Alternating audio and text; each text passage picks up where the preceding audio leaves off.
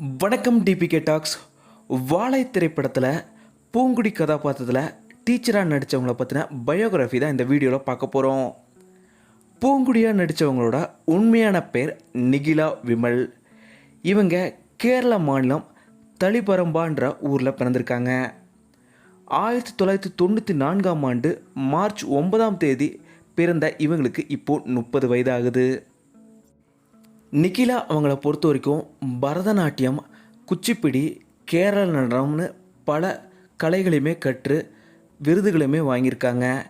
இதே போல் இவங்க 2016ஆம் ஆண்டு சர் சையத் காலேஜில் இவங்க பிஎஸ்சி பாட்னி முடிச்சிருக்காங்க.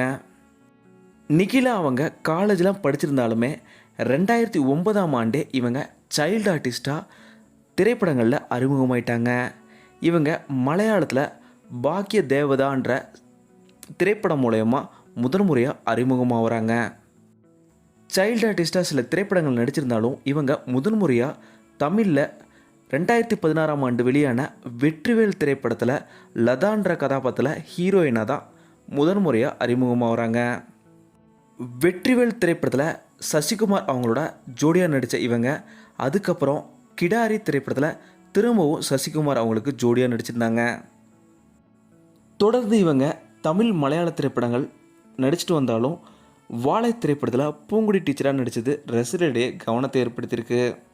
தொடர்ந்து இவங்க தமிழ் திரைப்படங்களில் இதுக்கப்புறம் நடிப்பாங்கன்னு எதிர்பார்க்கலாம்.